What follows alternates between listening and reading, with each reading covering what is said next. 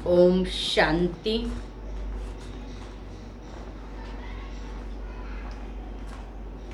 आज की मुरली की तारीख है 19। शिव भगवान वाच सभी को गुड मॉर्निंग। मीठे बच्चे, तुम फिर से राजयोग सीख रहे हो। तुम्हें भगवान फिर से पढ़ाते हैं। तुम राजाई के लिए यह पढ़ाई पढ़ रहे हो। अपनी एम ऑब्जेक्ट सदा याद रखो। प्रश्न, अभी तुम बच्चे कौन सी तैयारी बहुत खुशी से कर रहे हो? तुम अपना यह पुराना शरीर छोड़ बाप के पास जाने की तैयारी बहुत खुशी खुशी से कर रहे हो।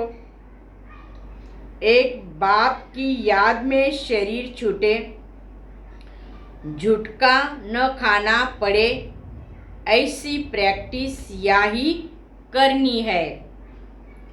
तुम्हारी अभी स्टूडेंट लाइफ बेपरवाह लाइफ है, इसलिए गुटका प्रूफ बनना है। आज का गीत है, रात के राही थक मत जाना, सुबह की मंजिल दूर नहीं। ओम शांति। रूहानी बच्चे पढ़ रहे हैं।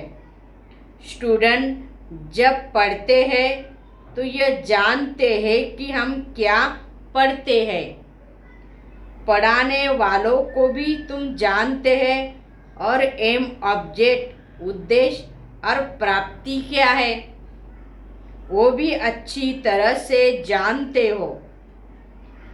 अभी तुम सब जानते हो कि हम मनुष्य से देवता बन रहे हैं। इस समय हम ब्रह्मा मुख वंशावली ब्राह्मण बने। तुम क्या पढ़ते हो? राजयोग। ये भी तुम जानते हो हम फिर से राजयोग सीख रहे हैं। और पढ़ने वाले कभी ऐसे नहीं कहेंगे हम फिर से पढ़ रहे हैं।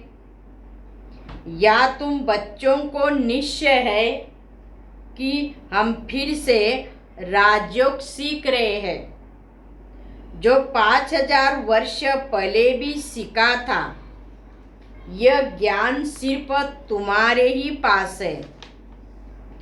भगवान फिर से आकर पढ़ाते हैं। यह कोई कम बात थोड़ी है। यह भी बच्चों को पता है कि भगवान एक है और भगत अनेक है। इससे सिद्ध होता है बाप एक और बच्चे अनेक होते हैं। बाप को क्रिएटर तो सब मानेंगे।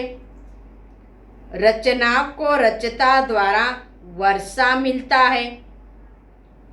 रात को प्रश्न पूछा था ना, बाप को कैसे पहचाना जाए? बाप खुद कहते हमने तुमको बच्चा बनाया, तब तो सामने बैठे हो ना। हम तुमको फिर से मनुष्य से देवता बना रहा हूँ,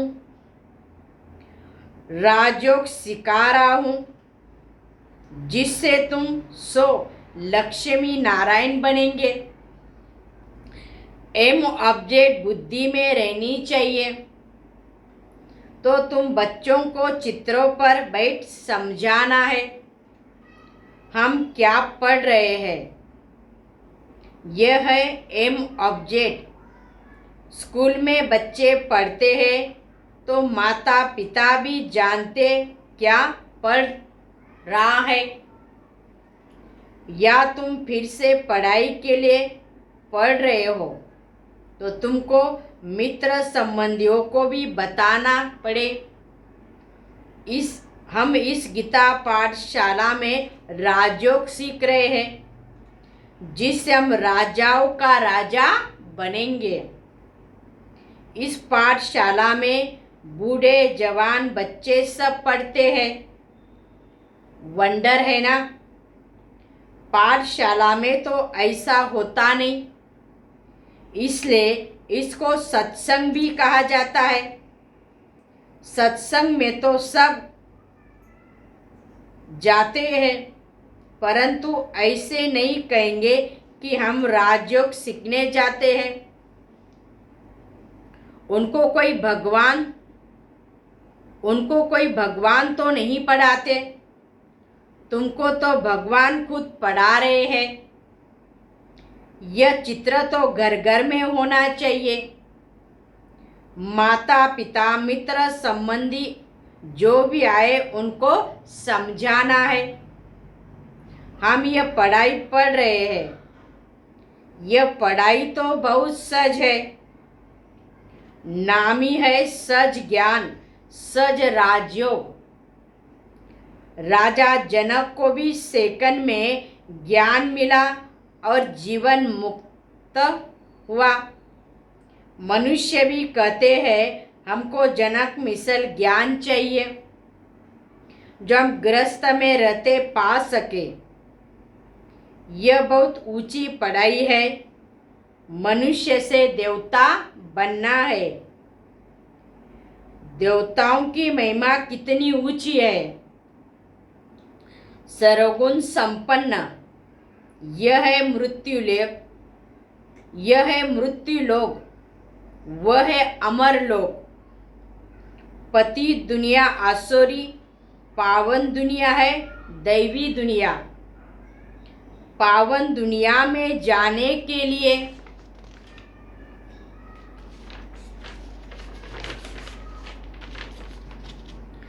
पवित्र बनना है। लक्ष्मी नारायण पावन थे ना, अभी तो वह है नहीं। ये तो पतित राज्य है, फिर से पावन बनना है। लक्ष्मी नारायण का चित्र बहुत अच्छा है। लक्ष्मी नारायण में सभी का प्यार रहता है, तब तो बड़े बड़े आलीशान मंदिर भी बनाते हैं। श्री कृष्ण का तो छोटा छोटा मंदिर बनाते हैं। जैसे बच्चों का होता है, उनको पता ही नहीं कि राधे कृष्ण ही लक्ष्मी नारायण बनते हैं। तुम तो समझा सकते हो कि आज से 5000 वर्ष पहले इन लक्ष्मी नारायण का राज्य भारत में था और कोई के चित्र नहीं है। सूर्यवंशी डिनाइस्टी मशहूर है। लक्ष्मी नारायण राम सीता की डिनाइस्टी थी। फिर द्वापर कलयुग होता है। अभी कलयुग का अंत है। हम फिर से वही राजयोग सीख रहे हैं। 5000 वर्ष पहले राजयोग सीख राजई प्राप्त की। बराबर वह संपूर्ण निर्विकारी थे।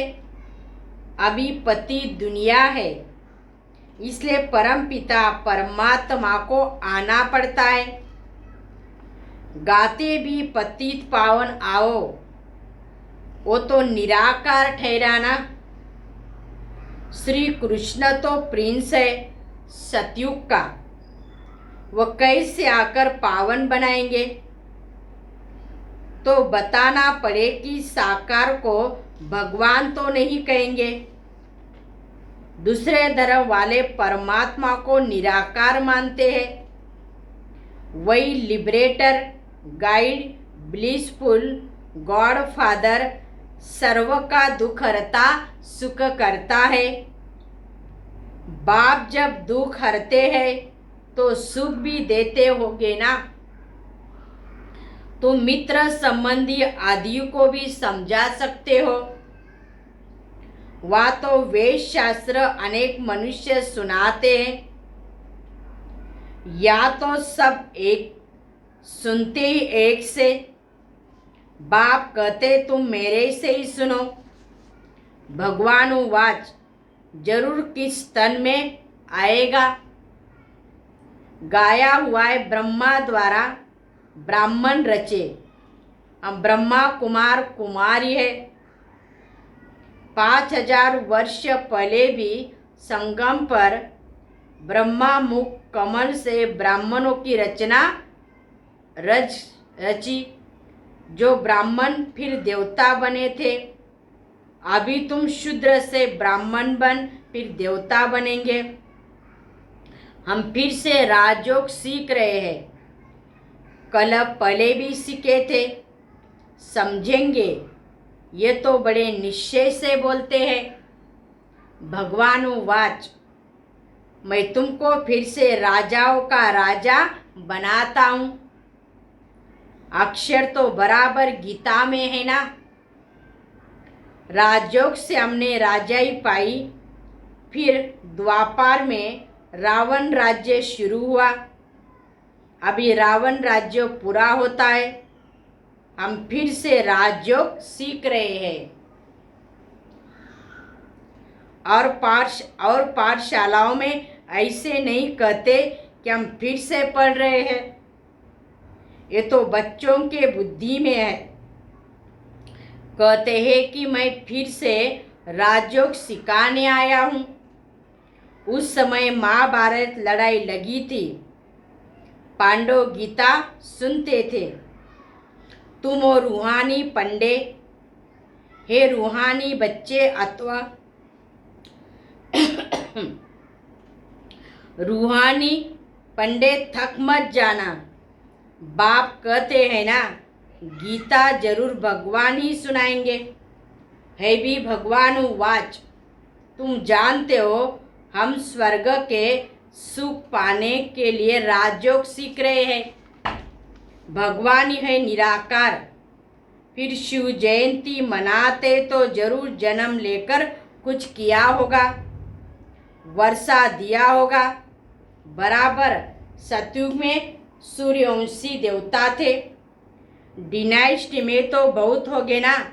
हाँ जैसे फर्स्ट सेकंड थर्ड तो बच्चों की भी डिनाइस्टी उनों की भी डिनाइस्टी चलती है। ये भी ऐसे है। तुम बच्चे चित्रों पर अच्छी तरह समझा सकते हो। यह ब्रह्मा कहते मैं थोड़ी भगवान हूँ। बनाने वाला तो दूसरा होगा ना। मैं कहाँ से सीखा। अगर हमारा मनुष्य गुरु होता तो गुरु से लाखों करोड़ों सीखने वाले चाहिए। सिर्फ यही सीखा क्या। और सब चेले कहाँ गए। या तो है ही भगवान उवाच उसने ये सब राज समझाया। ये चित्र कैसे बैठ निकाले हैं। लक्ष्मी नारायण बचपन में राधे कृष्ण थे। गीता का भगवान कहता है मैं कल्प कल्प के संगम युग पर आता हूँ। प्रलय की बात ही नहीं है। तुम भी कहते हो हम फिर से देवता बन रहे हैं। शिव जयंती भी गाई जाती है। लाखों वर्ष तो नहीं हुआ। बाप बैठ समझाते हैं इन शास्त्र आदि में कोई सार नहीं है। ये पढ़ते पढ़ते तुम्हारी कला उतरती गई। अभी तो कोई कला ही नहीं रही है। बाप कहते भक्ति से कोई भी मेरे से मिल नहीं सकता। मुझे तो आना ही पड़ता है ना। तुम कहते हो भगवान किस ना किस रूप में आएगा। कृष्ण तो है ही सतयुग का प्रिंस। शिव तो निराकार है। वह जरूर किस में आया होगा। पतित पावन है तो जरूर कलयुग के अंत में आया होगा। श्री कृष्ण को द्वापर में ले गए हैं। ये तो शोभता नहीं। बाप कहते मैं आता ही हूँ संगम पर। इस बूट मना ब्रह्मा में मैं फिट होता हूँ। ड्रामा में कोई चेंज हो नहीं सकती। रोला कितना कर दिया है। इसलिए पूछा जाता है, गीता का भगवान कौन है? यह बड़ी जरूरत बात है। इसी में सारा रोला है। नरकों को बदलने और स्वर्ग बनाने वाला कौन? बाप आकर कर सकते हैं। लक्ष्मी नारायण कितने एक्टिव थे। बाप कहते सिर्फ मुझे याद करो तो इस योग अग्नि से विकर्म विनाश होगा। सब तो नहीं समझेंगे। कोई को अच्छा लगता है, परंतु पवित्र रहने की हिम्मत नहीं रखते। अभी तो देवी देवता धर्म का सैंपलिंग लग रहा है। जो कल पले ब्राह्मण बने होंगे वही बनेंगे। यह कलम बाप के सिवाय कोई लगा नहीं सकते।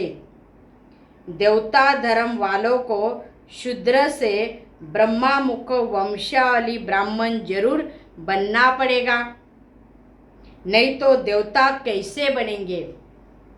विराट रूप पर समझाना होगा। चोटी के ऊपर शिव भी दिखाते हैं। उन्होंने शिव को और ब्राह्मण वर्णों को उड़ा दिया है, बाकी देवता क्षत्रिय दिखा दिया है। विराट रूप दिखाते भी है, विष्णु के रूप है। यह नॉलेज समझने की है। मनुष्य कैसे 84 जन्मों का चक्कर लगाते हैं और कोई यह नॉलेज नहीं जानते। बाप कहते हैं यह नॉलेज ही प्रायलोप हो जाती है। परंपरा चल न सके। स्वदर्शन चक्र देवताओं को नहीं, यह तुमको है, परंतु तुम संपूर्ण नहीं बने हो, तो निशानी देवताओं को दे दी है। स्वदर्शन चक्र फिराते कमल पुष्प समान बनते, शंख ध्वनि करते तुम देवता बन जाएंगे। शिव बाबा ब्रह्मा द्वारा विष्णुपुरी स्थापना कर रहे हैं। यह बातें कोई के बुद्धि में नहीं है। भगवान पढ़ाते हैं, हम विश्व के मालिक बनते हैं, तो कितना न हर्षित होना चाहिए। Student life is the best. पढ़ाई की लाइफ बेपरवाह अच्छी रहती है। पीछे तो जाल में फंसे जाते हैं। कितने दुख की जाल है ना। सतयुग में कोई बात नहीं, खुशी खुशी से शरीर छोड़ते हैं। घुट घुट कर मरना रावण राज्य में है। तुम खुशी से तैयारी कर रहे हो कि हम कब बाप के पास जाए। बैठे ही है, इसीलिए पुराना शरीर छोड़ जाए। फिर 21 जन्म गुटखा खाने की बात नहीं। इस जन्म में गुटखा बिल्कुल नहीं खाना। पति से पावन बन रहे हैं। बहुत खुशी में रहना है। अच्छा, यहाँ से सूक्ष्म वतन में जाते हो, वो भी अच्छा है। फरिश्ता तो बनना है। आधा कल्प तो गुटखा खाते आए हैं, अब बाप के पास जाए। खुशी से तैयारी कर रहे हो। गुटखा प्रूफ या बनना है। ऐसे सन्यासी बहुत होते जो बैठे बैठे भी शरीर छोड़ देते। सन्नाटा हो जाता है। समझते हम ब्रह्म में लीन हो जाए। जाते तो कोई नहीं जब तक बाप ना आए। शिव बाबा का भंडारा भरपूर है। कहते हैं ना, जिस भंडारे से खाया वो भंडारा भरपूर, काल कंटक दूर। या तो अकाले मृत्यु होती रहती है। पतित पावन शिव बाबा के भंडारे में जो आता है वो पावन बन जाता है। इसलिए उनको ब्रह्मा भोजन कहा जाता है। इनकी बड़ी महिमा है ना। योग भी बड़ा अच्छा चाहिए। योग में रहो, भोजन बनाओ और खाओ तो बहुत अच्छी उन्नति होगी। उस भोजन में बहुत ताकत आती है। योग में रहो, तुम भोजन खाओ तो बहुत ताकत मिलेगी और तंदुरुस्त भी रहेंगे। बाबा खुद कहते, हम बाप की याद में बैठ जैसे कि हम और बाबा खाते हैं, परंतु फिर भी भूल जाता हूँ। एक बाप की याद में ही शरीर छूटे, कोई झुटका नहीं आए, ऐसी प्रैक्टिस करनी चाहिए। बाप की याद में रहने से एक तो शांति रहेगी और हेल्दी बनेंगे, भोजन पवित्र हो जाएगा। अंत का गाय ने अतीन्द्रिय सुख पूछो तो गोपियों से, गोप वल्लभ से। झाड़ में समझानी बहुत अच्छी है। त्रिमूर्ति और गोला भी जरूरी है। दिन प्रतिदिन तुम्हारा नाम बाला बहुत होता जाएगा।